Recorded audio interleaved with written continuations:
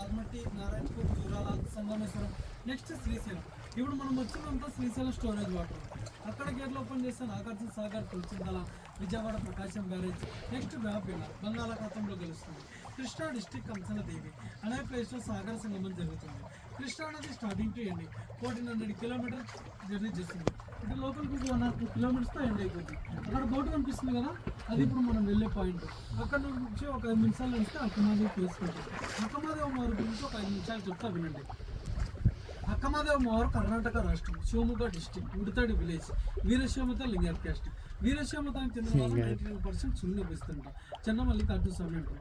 ఆమె తల్లిదండ్రులు వచ్చేసి నిర్మలాదేవి, సుమతి శెట్టి. పెళ్ళైన కొన్ని సంవత్సరాల వరకు ఆమె తల్లిదండ్రులకు సంతానం లేదంట. అయితే మల్లికార్జున స్వామిని వేడుకుంటారంట. కొడుకు కానీ కూతురు కానీ సంతానం కలిగితే మీకే సేవ చేసుకోవడానికి అంకిత చెప్పి మొక్కుకుంటారంట. అన్న కొంతకాలంలో ఒక ఆడబిడ్డకి సంతానం కలిగితే మహాదేవి అని చెప్పి నామకరణం చేస్తారు. ఆమె జాతకం తీసుకెళ్లి వాళ్ళ పులుగురు చూస్తారంట. అల్లం ప్రభు వచ్చేస్తాడు. వాళ్ళు చెప్తారంట, ఈమె ఏకసంతగ్రహి కారణ జన్మనాలు మీ కుటుంబంలో జన్మించడం మీ అదృష్టం, సాక్షాత్తు భ్రమరాంబాదేవి స్వరూపం అని చెప్తారంట. అన్నట్టుగానే చిన్నప్పటి నుంచి శివభక్తురాలు, ఎప్పుడు శివుని పూజిస్తూ, శివుని ధ్యానిస్తూ, శివుని ఆరాధిస్తూ ఉంటుంది. ఎక్కడికి వెళ్ళినా శివ ధ్యానం తప్ప ఇంకో ధ్యానం ఉండదు. యుక్త వయసు అంటే పెళ్లి వయసు వచ్చిన తర్వాత ఒక దేవాలయంలో కూర్చొని ధ్యానం చేసుకుంటూ ఉంటుంది. అదే రాజ్యానికి చెందిన జైన మతస్థుడు కౌశికుడు ఈమెను చూస్తా అంట. ఎన్ని రాజ్యాలు తిరిగినా సరే ఇంత అందగత్త నా రాజు ఎక్కడ చూస్తున్నాడు. అందరిలో కూడా చాలా అందగత్త ఉంటా. నా రాజ్యంలో ఇంత అందగత్తుందా, ఎలాగైనా సరే ఈమెను వివాహం చేసుకోని చెప్పి అనుకుంటాడంట. అన్నట్టుగానే మంత్రి గారితో కబురు పంపిస్తాడు. వాళ్ళ దేవుల్లో ఒక అమ్మాయిని చేస్తాను, ఎలాగైనా సరే నువ్వు వివాహం చేసుకోవాలి, వెళ్ళి వాళ్ళ తల్లిదండ్రులతో మాట్లాడమని చెప్తాను. మంత్రి గారు చెప్తారంట, మీ కూతురు మా రాజుగారు ఇష్టపడుతున్నారు, మీ కూతురు వివాహం చేసుకుంటారంట అని చెప్పి చెప్తారంట. ఈ మాట విన్న ఏ తల్లి సరే సంతోషిస్తారు. ఎందుకంటే రాజ్యాన్ని పరిపాలించే రాజు తన కూతురు వివాహం చేసుకుంటే సుఖ సంతోషాలతో ఉంటుందని చెప్పి అనుకుంటారు. కానీ వీళ్ళేమో బాధపడతారంట. మరి మేమేంటో శివునికి సేవ చేసుకొని చెప్పి బాధపడుతుంటే ఈ మహాదేవి వచ్చి అడుగుతారంట, ఏంటి తండ్రి గారు సమస్య ఏంటి, బాధపడుతున్నారంటే ఇట్లా రాజుగారు మిమ్మల్ని ఎక్కడో చూసారంటమ్మా కౌశికుడు, చేసుకుంటే మిమ్మల్ని వివాహం చేసుకుంటారంట అని చెప్పి చెప్తారంట. ఆమెంటది, సరే ఈ సమస్య నా వల్లే కదా, దీనికి నేనే పరిష్కారం ఎత్తుకుంటా, మీరు బాధపడకండి అని చెప్పి కౌశికుడి దగ్గరికి వెళ్తాంట ఈ మహాదేవి. రాజా మీరు నన్ను ఇష్టపడుతున్నారు కదా, నన్ను పెళ్లి చేసుకోవాలనుకుంటే మీకు 3 షరతులు, వాడికి ఒప్పుకున్న వాళ్ళు అయితే నేను మిమ్మల్ని వివాహం చేసుకుంటా అని చెప్పి చెప్తానంట. రాజుగారు అనుకుంటాం, రాజ్యాల్లో ఎంతో మందికి ఎంతో సేవ చేశాను, నేను పెళ్లి నా పత్నికి 3 కోరికలు తీర్చాలని చెప్పి రాజుగారు ఒప్పుకుంటుంట. మొదటి కండిషన్, మీది జైన మతం, మాది వీరశైవ మతం, మీ మతానికి మా మతానికి చాలా తేడా ఉంది, మీరు మీ మతం నుంచి మా మతాలకు మారినట్లయితే నేను మిమ్మల్ని వివాహం చేసుకుంటా అని చెప్పి చెప్తానంట. ఆ విధంగా ఎందుకు కోరుకుంటా అంటే ఆ కాలంలో జైన మతస్థులు వీరశైవ మతస్థుని చిన్న చూపు చూసేవారంట. ఈ విధంగానే సరే నా మూలంగా ఈ కులక్షణ పోతుందని చెప్పి ఆ విధంగా కోరుకుంటుంది. రెండో కండిషన్, మీ రాజ్యంలో మీ ఆస్తిని, డబ్బును, దాన ధర్మాలు చేస్తాను, ఎందుకు చేస్తాను, ఎంత చేస్తాను అని చెప్పి నన్ను అడగరాదంట. ఈ కండిషన్కి ఎవరైనా ఒప్పుకుంటారా? ఎవరు ఒప్పుకోరు. కానీ రాజుగారు ఒప్పుకుంటారంట. ఈ జన్మకు నాకు అమ్మాయి దొరికితే చాలనుకుని ఎన్ని దాన ధర్మాలు చేసినా సరే పట్టించుకునేవాడు కదంట, చూసి చూడనట్టు వదిలేసేవాడంట. మూడో కండిషన్ ఇది ముఖ్యమైనది, మీ పూజా మందిరంలో ధ్యానంలో కూర్చుంటాం, ధ్యానం నుంచి బయటికి వచ్చే వరకు నన్ను తాకరాదు, బయటికి వచ్చిన తర్వాత మీ ఇష్టం అని చెప్పి చెప్తానంట. ఆమె పెద్ద తపస్సు అని చెప్పి రాజుగారికి తెలియదు. ఒకరోజు కూర్చుని 2 రోజులు కూర్చుంటుంది, 3వ రోజు ధ్యానం నుంచి బయటకు వస్తుంది, వివాహం చేసుకోవచ్చు అని చెప్పి అనుకుంటారు రాజుగారు. ఆమె ఏం చేస్తారు, చిన్న శిబిరాన్ని ఏర్పాటు చేసుకొని ఇంత మట్టిని తీసుకొని చిన్న శివలింగం ఏర్పాటు చేసుకొని ధ్యాన ముద్రలో కూర్చుంటుంది. రోజులు గడిచిపోతాయి, వారాలు గడిచిపోతాయి, నెలలు గడిచిపోతాయి, ఆమె ధ్యానం నుంచి బయటికి రాదు. రాజుగారికి ఏమో కోపం వస్తుంది, నేను ఒక్కరో కూర్చొని 2 రోజులు కూర్చుని సంవత్సరాల తరబడి ఇలాగే కూర్చుని నా యవ్వనం అంతా తరిగిపోద్ది కదా, యవ్వనం అంతా తరిగిపోయిన తర్వాత వివాహం చేసుకొని నిర్ణయించాలని చెప్పి ఆమె దగ్గరికి వెళ్ళి మాట్లాడుతాంట.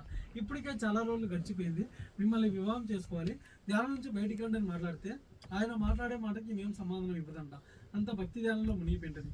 ఆయన ఏం చేస్తాడు, కామోద్రేకం ఆపుకోలేక ధ్యానంలో ఉండగానే ఆలింగిస్తాడు, కౌగిలించుకుపోతాడు. అప్పుడు ఆమె తపస్సుకు భంగం కలిగి తపస్సులోంచి బయటికి వస్తుంది.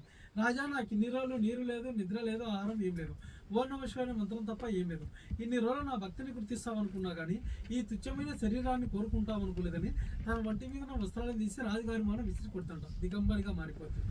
ఆ టైంలో ఏంటంటే తన కూరలే తనకు వస్త్రాలు అవుతాయి. జైన మతస్థుల కూడా తీరుదంటాడు. ఈమె దేవంలో దర్శనమిస్తుంట కౌశికునికి. అప్పుడు ఆ రాజుగారికి జ్ఞానోదయం కలిగి కాళ్ళ మీద పడి క్షమాపణ వేడుకుంటాంట. అక్క అమ్మ క్షమించు, ఇన్ని రోజులు నిన్ను దురుద్దితో తీశాను కానీ నీ భక్తిని గుర్తించలేదని చెప్పి ఆ రాజుగారు అంటారంట. మీరు ఈ రాజ్యంలోనే ఉండండి, సకల సౌకర్యాలతో అన్ని రకాల ఏర్పాట్లు చేస్తాను, మీ స్వామిని ధ్యానించుకోవచ్చు అని చెప్పి చెప్తాంట. నీ కళ్ళు తెరిపించాలనే ఉద్దేశంతో ఇలా చేశాను కానీ ఈ రాజ్యానికి ఏదో రానికి ఉద్దేశం కాని చెప్పి 12వ శతాబ్దం అంటే దాదాపు 800 సంవత్సరాల కిందట కర్ణాటక నుంచి కాలినడకన వివ్యస్తగా నడుచుకుంటూ వచ్చిందట శ్రీశైలానికి.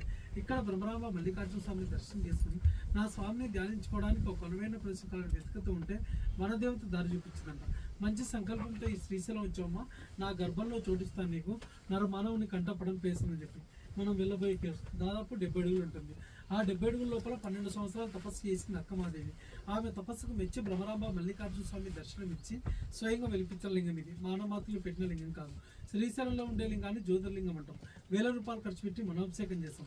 ఇక్కడ ఉన్న లింగానికి ఎవరు అభిషేకం చేయరు. 5 నిమిషాలకు 10 నిమిషాలకు ఒక్కో డ్రాప్ లింగం మీద పడుతూ ఉంటుంది. 365 డేస్ అభిషేకం జరుగుతూనే ఉంటుంది. మిగతా విషయాలు అక్కడ ఎక్స్ప్లెయిన్ చేస్తాను. మళ్ళీ ఇక్కడ గుడిసెలు కనపడుతుంది చూడండి. ఇక్కడ నుంచి బై వాక్ పైకి 8 కిలోమీటర్లు నడుచుకుంటూ వెళ్తే కదిలివనం అని చెప్పే ప్లేస్ ఉంది. విన్నారా ఎవరన్నా? కదిలివనం. అక్కడికి వెళ్ళి అక్కడ కొంతకాలం తపస్సు చేసి ఒక జ్యోతి రూపంలో సాయిబాబాలో కలిసిపోయింది అమ్మవారు. ఎవరు వివాహం చేసుకోలేదు, ఎక్కడ జీవ సమాధి కాలేదు. ఒక శివభక్తురాలను జన్మించింది, స్వీట్లో ఐక్యమైపోయింది. లాక్డౌన్ ముందు వరకు మనకు అక్కడికి వెళ్ళడానికి పర్మిషన్ ఉండేది. తర్వాత ఎనిమల్స్ ప్రాబ్లం వల్ల ఆ ప్యాకేజ్ మొత్తం స్టాప్ చేశారు. ఓన్లీ అక్కమాదేవి కేసరికి పర్మిషన్ ఇచ్చారు. 2 డేస్ 3 డేస్ ప్యాకేజ్ అది ఒక్క రోజులో వెళ్ళొచ్చేది కాదు.